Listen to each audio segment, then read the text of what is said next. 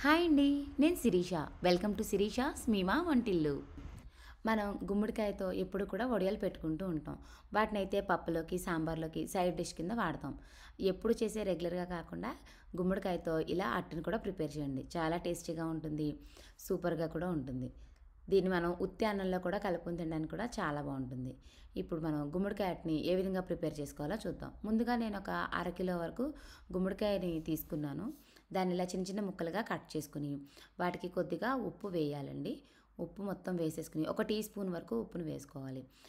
వేసుకుని మొత్తం అంతా కలిసేలా కలుపుకోవాలి. ఇలా కలుపుకున్న తర్వాత మనం ఇప్పుడు దీనికి చాలా వరకు నీరు పట్టి ఉంటుంది. దానికోసం మనం ఒక క్లాత్ని తీసుకుని మంచి ఉతికిన క్లాత్ని తీసుకోండి. అది కాటన్ క్లాత్ అయితే మంచిది. పాలిస్టర్స్ అలాంటివి ఏం తీసుకోవద్దు. ఒక కాటన్ క్లాత్ మీద మనం ఉప్పు కలిపిన ఈ గుమ్మడికాయ ముక్కల్ని మనం మూటగా కట్టుకోవాలి. ఇలా దగ్గరికి మూటలా కట్టేస్తే దానికి ఉన్న నీరంతా కూడాను ఉప్పు వేసాం కదా, దానివల్ల ఏంటంటే ఆ నీరంతా ఈ కాటన్ క్లాత్కి అంటుకుని ఉంటుంది. దాన్ని ఇలా టైట్గా మూటలా కట్టి దాని మీద ఒక బరువు ఉంచండి. అందుకోసం నేను ఒక చిన్ని రోల్ని పెడుతున్నాను దాని మీద బరువు కోసం. మీ దగ్గర ఏది ఉంటే అది పెట్టచ్చు. ఇళ్ళల్లో చిన్న చిన్న వీసరాయలు ఉంటాయి కదా, అవి కూడా పెట్టచ్చు. జస్ట్ అది మనకేంటంటే నీరు కొంచెం వదిలేయడానికి అని చెప్పి పెడుతున్నాం. ఇప్పుడు పప్పులు నేను ఒక బౌల్ పప్పు వరకు మినపగుళ్ళని నానబెట్టుకున్నాను దానికి పిండి కోసం. ఇక్కడ 15 ఎండుమిరపకాయలని కూడా తీసుకుని దాంట్లోకి ఒక పావు టీ స్పూన్ వరకు ఇంగువని వేసుకోవాలి. ఇలా వేసుకుని దాంట్లోకి కొద్దిగా ఇంగువ నానడానికి మనం నీళ్ళని వేసుకుంటే సరిపోతుంది. ఎక్కువ ఎక్కువ వేయక్కర్లేదండి. నేను చూపిస్తున్నాను కదా, అలా కొంచెం నీళ్ళు ఇంగువ కరిగేంత వరకు వేస్తే చాలు. దానివల్ల ఇంగువేం కరగదు కానీ నానుతుంది కాసేపు. ఇలా ఒక 10 నిమిషాలు ఉంచితే సరిపోతుంది. ఈలోపు మనం పప్పుని ఒక గంట సేపు నానబెట్టుకుని ఉంచితే మనకి మినపగుళ్ళు నానిపోతాయి. గంట కన్నా ఎక్కువ అవసరం లేదండి. 2 గరిటెల వరకు పప్పు వేసుకుంటే సరిపోతుంది. వేసుకుని దానిలోకి ఇప్పుడు మనం కారం కోసం ఇంకో 2 పచ్చిమిరపకాయలను కూడా వేసుకుంటే బాగుంటుంది. పచ్చిమిరపకాయలు ఎండుమిరపకాయలు కలిస్తే బాగుంటుంది టేస్ట్, అందుకని చెప్పి. ఇంతకన్నా ఎక్కువ కారం తినేవాళ్ళు ఎక్కువ మిరపకాయలని ప్రిఫర్ చేయొచ్చు. ఇలా కొద్దిగా మిక్సీ పట్టుకున్న తర్వాత మనం ప్రిపేర్ చేసి పెట్టుకున్నాం కదా రెడీగా, ఎండుమిరపకాయలను కూడా వేసేసుకోవాలి. మీ మిక్సీ సపోర్ట్ బట్టి వేసుకోండి. లేదు మీ మిక్సీలో ముందుగా ఎండుమిరపకాయలని వేసుకుని తర్వాత మినపప్పుని వేసుకున్నా కూడా పర్వాలేదు. ఈ ఇంగువ నీళ్ళు ఉన్నాయి కదా, వాటినే వేసుకుంటూ పప్పుని అనేది ఆడుకోవాలి. పప్పు ఆడాక చాలా గట్టిగా ఉండాలండి. ఎందుకంటే దాని ప్రకారమే మనకి అట్టు అనేది క్రిస్పీగా వస్తుంది. ఎక్కువగా నీళ్ళని వాడకూడదు. ఎందుకంటే గుమ్మడి ముక్కల్లో ఆల్రెడీ మనకి బోల్డంత నీరు ఉంటుంది మనకి.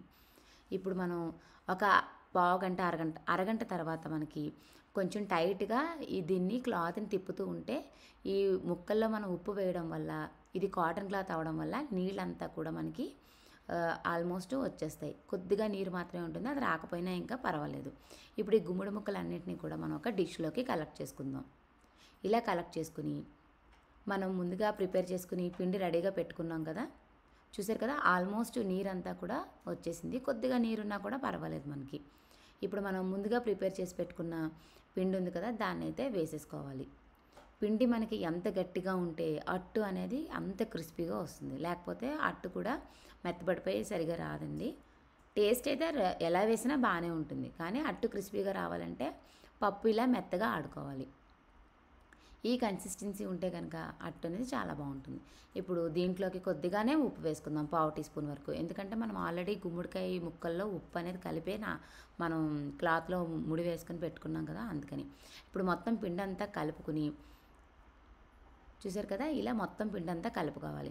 ఇప్పుడు మనం అట్టు వేయడం కోసం ఒక 5 నిమిషాలు కడాయిని స్టవ్ మీద పెట్టుకుని ఆయిల్ వేసుకోవాలి. నేను దీనికోసం పాత కడాయినే పెట్టుకుంటున్నానండి. పాత కడాయిల్లో అయితే కనుక అట్టు అనేది బాగా వస్తుంది. కొత్త వాటిలో కానీ నాన్ స్టిక్స్లో కానీ అంతగా సరిగా రాదు. ఇలా పాత కడాయిలో వేసేసుకున్నాను అట్టు. ఆ తర్వాత దాన్ని కాలిన తర్వాత చూసారు కదా, అలా తిరగేసుకోవాలి. అట్టు పర్ఫెక్ట్గా వస్తుందండి, ఎక్కడ ఏం అంటుకోదు. మనం కరెక్ట్గా గట్టిగా కలుపుకుంటే సరిపోతుంది. పిండి అనేది అట్టు అనేది చాలా బాగా వస్తుంది, క్రిస్పీగా కూడా ఉంటుంది. వేడివేడిగా చాలా చాలా బాగుంటుంది. ఇప్పుడు రెండో వైపు కూడా 2 నిమిషాల కన్నా ఎక్కువ కాల్చుకోక్కర్లేదు. రెండో వైపు కూడా ఇలా కాలిన తర్వాత అట్టుని మనం ఒక ప్లేట్లోకి అయితే తీసేసుకుందాం. ఈ అట్టు అయితే మనం వేడివేడి అన్నంలోకి వెజిటేబుల్స్ ఏవి చేసుకున్నప్పుడు సరదాగా ఈ అట్టు చేసుకొని తింటే చాలా బాగుంటుంది. టేస్ట్ కూడా సూపర్గా ఉంటుంది. చూసారు కదా, అట్టు అనేది చాలా బాగా వచ్చిందండి, క్రిస్పీగా కూడా ఉంటుంది. చూసారు కదండీ! గుమ్మడట్లు మీరు కూడా ట్రై చేయండి. తప్పకుండా చాలా బావుంటుంది. మీరు ఈ పిండినైతే గనక 5 రోజుల పాటు ఫ్రిడ్జ్‌లో పెడితే నిల్వ ఉంటుందండి. పాడవదు. ఎప్పటికప్పుడు ఫ్రెష్‌గా వేసుకోవచ్చు. మీకు గాని నా వీడియో నచ్చినట్టయితే లైక్, సబ్స్క్రైబ్ చేసుకోవడం మర్చిపోవద్దు. మరిన్ని ఇలాంటి వీడియో కోసం నా ఛానల్‌ని విజిట్ చేయండి.